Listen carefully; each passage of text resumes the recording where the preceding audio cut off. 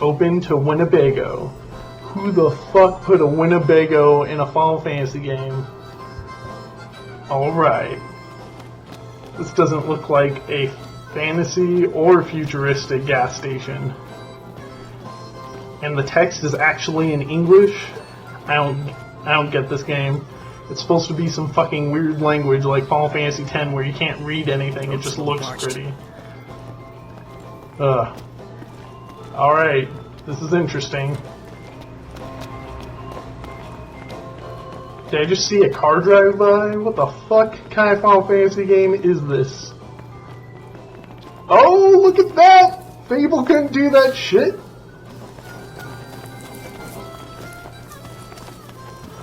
I really like the walking through bush simulator. Oh, look at that. You get a little mini-map and everything. In this case, there are no quests because I have already completed them, but this is kind of how the system works, where you can set a far-off destination and walk to it. And we're running, and running.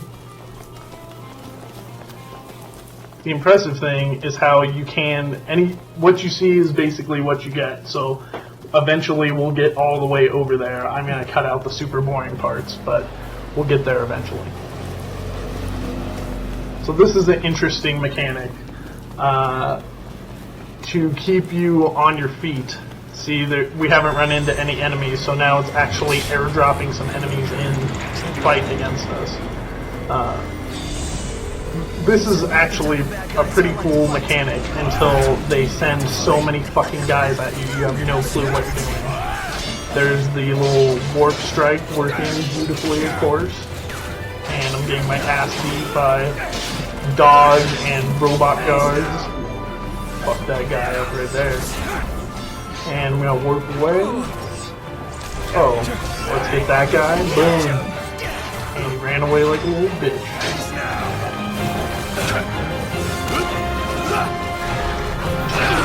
What I do appreciate about this game is you can see the different pieces of armor flying off, like that helmet right there.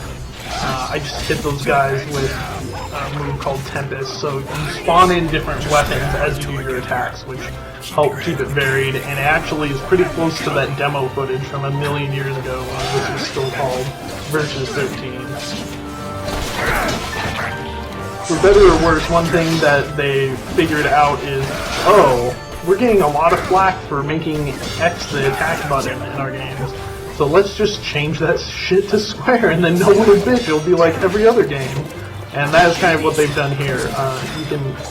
I prefer to spam square, but in this case you can actually hold it to keep auto-attacking.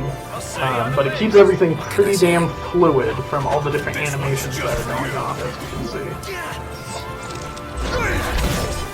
Oh, fuck you, you're not hitting me. So that is how a typical battle plays out. No separate screen, give me my XP. One thing I do dislike is when you do get it, you saw me pause for a second there, it plays an animation at the end of every battle, and it just stops you from running, for better or worse. So this is like the core fun and the core experience of Final Fantasy. You can still play it for the story, obviously, and like I said earlier, there are set-piece moments, but the meat and potatoes of any RPG is its battle system. So, and there you go, seeing me stop to play an animation. Hopefully they fix that shit. Oh no, some more assholes are showing up. Better run out here. Oh, yeah, I'll take 0 XP. Just get me out here. I'll run through some bushes. So, I said I was going to cut out the boring parts, but as you can see, there is a lot of running in this game. So this is more or less an accurate representation of what you'll be seeing. One thing you may not be realizing yet is it does have a pretty quick day-night cycle. So it has these pretty brilliant sunrises, sunsets. When things get hairy at night, I'll show you that in a little bit. There you can see how they've done collectibles instead of treasure boxes everywhere. It's just little shinies you pick up. So the core quest, I guess you could say, in this demo is to kill that behemoth. But since we have, I've already beat it. This behemoth's just now out in the wild fucking everything up, but you actually, the bulk of the demo is just trying to find the behemoth and then take him down. This just gives you an idea of how boss battles will play out. How are we doing? Worry about yourself. You can see he's an asshole and keeps running away and then charging him like a badass.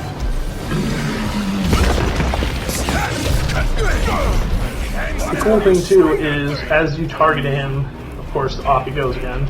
I think I'm at the right at the edge of his leashing distance, so he keeps running back like, oh, what's this? I'm not doing it here, I'm kind of like free attacking, but you can actually target different parts of his body, and then with the right stick, oh, there I'm showing the dodge mechanic. That was what all those blue brilliant shit was. If you hold L1, you'll like auto dodge. It takes away your MP, which MP is the blue bar under your health on the right hand side. Right here, you can target specific pieces of their body. It kind of helps you just like keep track of where you're at in relation to the rest of the monster, especially the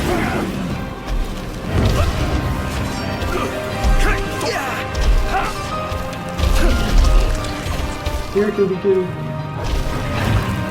Okay, so here, I've done this more or less intentionally. He's fucked me up because I wanted to show you one of the most awesome things in this game. So, for those of you that played the PS1 Final Fantasies, you know summons were the most brilliant and awesome part of the game. So, this is spoilers right now, so turn away if you're going to play it yourself.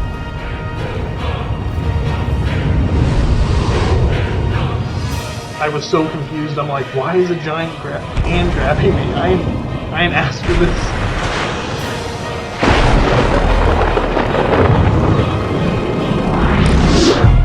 Goosh! Fuck you, behemoth.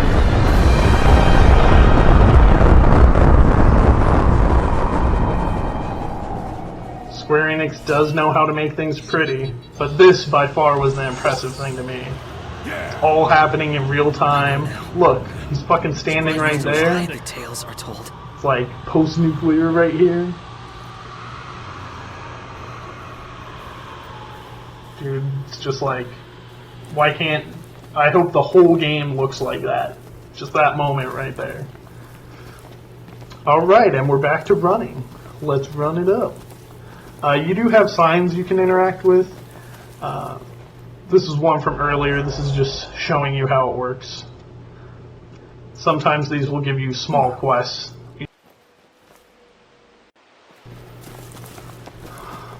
Let's see, back on track. So you see that giant pole or windmill we just walked past? During battles you can actually throw your sword up there and kind of chill out. You can also go hide behind objects. That heals you and you gain health and MP back. If you run out of MP, oh look at this, you can actually jump on shit. Suck a dick, Final Fantasy X-2. Oh, you press one button to do a canned animation to jump over a ledge. This you can actually, it's MMO rules. You can jump on shit, jump over shit. Obviously these giant rock walls right here. Yeah, but the You can't part is the catch. jump all the way up. I did try cheesing my way up and was unsuccessful. But it is nice to be able to jump. The fuck is this? Aww. Lame. You've reached the end of the world. Thanks for playing. Oh. Sun's going down. Better head over to our destination ASAP.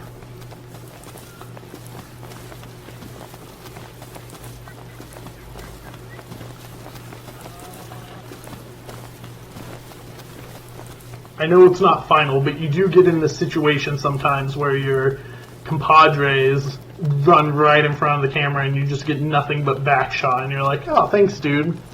Nice normal maps. Oh, let's see if we can swim. Can we swim? Aw, fuck you. What is this?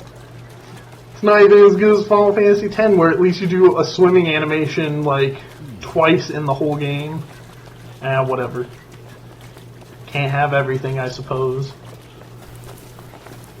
Okay, so now it's turning into night, as you can see, and all your characters have little lights that are on their chest, so you kind of get this cool effect.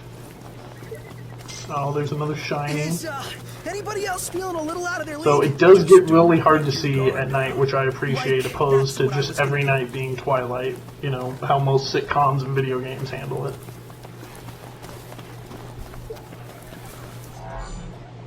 Oh, thanks, pointless sign. I had no idea there were wetlands over here.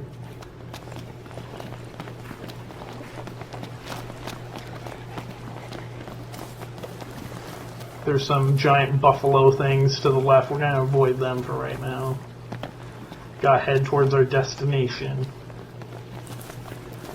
One thing I have noticed at night is those assholes will show up a lot more frequently. The first thing I actually did in the game is I ran over here and got stuck in like a 4-way battle that just lasted forever. Kind of the same thing's happening here. Here's one of those buffalo things. And then there's a bunch of little imps running around too. I do appreciate the sensibilities of having enemies fight each other instead of just like padding around each other like everything's cool.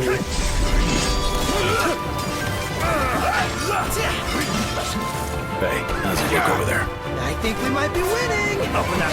So right there you saw enemies do have tells, so you can hold L1 and dodge it as I've shown before. I'm still just getting the hang of it. Here it's cool because that's essentially your stagger. You knock them down and then as you hit them it says off guard, off guard. Oh, time for the assholes to show up. Let me try to fuck this imp up before they drop down. Holy shit. I don't think that was supposed to happen. Double the guys? Oh, fuck that. Alright, let's get in the middle of this. Oh my god, what the... Why did I fucking do that? No! Oh my god. Jesus Christ. I'll just fuck him up with Tempest. Run away. I have a feeling this game is... Oh, here's how you use potions. At least the game pauses. Boom! It has this cool mechanic too where, kind of like a second wind or second chance, your party members will come and heal your ass and you can go rescue them as well. They only really do it when you get down to 0 and then you kind of go into this fatigue state.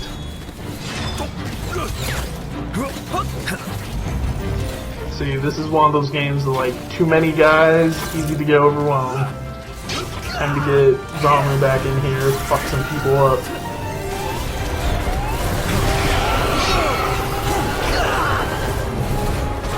Oh, you guys don't even know what's coming.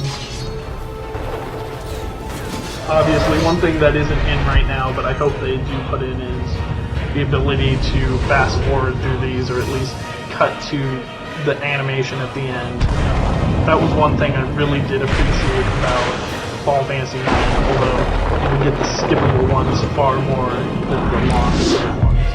I think it should just be a rule you only do the full animation when you're fighting a boss. Every other enemy after the first time you've done it just kind of gets the truncated version. Anyway, I could have fought all three of these guys, but then you would have seen like a 30-minute battle that is never ending. So let's just get on out of here. We have places to be. I'm afraid break time's over, buddy. My whole life flashed before my eyes. Somehow, some fucking enemies survived that shit, or they ran in right after. That fucking dog just jumping through the darkness. So here they're actually gonna come up and heal me. They kind of cover you and then throw you a potion.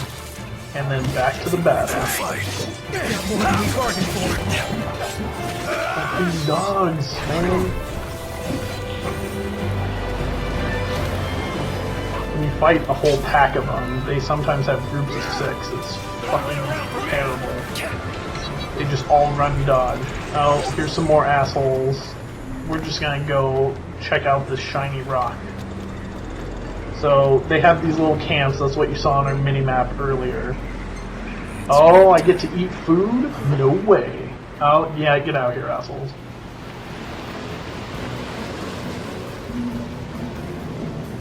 So one interesting thing is, you know how you could grind in Final Fantasy games forever, and then you would go into town to heal. Well, since you heal so readily available all the time, they decided to tie your leveling to camping. So you're stocking all that XP, and you don't really get to use it until you go into camp. And then if you have food on you, those little shinies we were picking up, here you can see how leveling up works. So once you finish your day, you get a ton of levels, like I was telling you earlier. By the way, that's all fucking Coleman brand equipment. I couldn't believe that shit. I'm like, a Coleman tent and a Winnebago? What kind of Final Fantasy game is this? So it does reset the day-night cycle, which is helpful in our case, because all we want to do is get to the Chocobo Ranch. But, yeah, it does, it's interesting because with the whole resting mechanic, it kind of gives you the same compulsion loop you would have in previous Final Fantasy games. Time to get back on track. Fuck you, bushes, get out of the way. I know I'm not using the path, but come on. This is ridiculous. Who copy-pasted these?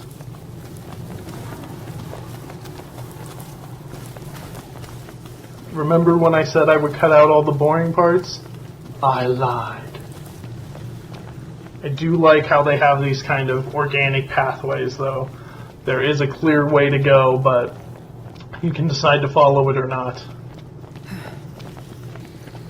Over here is the aftermath of one of those set pieces I mentioned before. These trees actually fall over. Spoiler alert.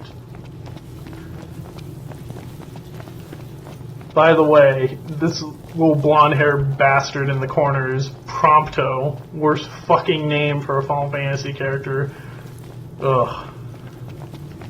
It's like, he's gonna prompt you to do something. Oh, I know. Prompto. Done. Woke up on the wrong side. Oh, look what we have here. We mustn't deplete We made it, guys. It was a long road, but we made it to the Chocobo Ranch. Unfortunately, you can't ride these Chocobos. But it was a cool place nonetheless. I do appreciate all the little touches they've put here, but I don't know who made this fucking stone walkway. Seriously, that's a lot of work to haul it all the way over here. Here you can kind of see the store interface. I do like this frosted glass, very streamlined and unobtrusive UI. Obviously they've learned a lot. What? One-eyed, one-horned, purple people eating? These guys. There's other small touches like that throughout the demo. If you get a chance to play it, which you totally should play it for yourself, there's other moments. Make sure to come here and talk to the couple quite a bit. You'll see what I'm talking about. This yellow car. Didn't I see you in Final Fantasy VII? Get out here. I can only imagine that post this demo, or this section of the game, you're supposed to head over to that spire over there. Obviously we can't get to it, as you saw from the end of the game world crap before. Here they've kind of done it in a more elegant way, where these rocks in front of us, kind of the green rocks, are a natural barrier. You can't jump over them, but I tried.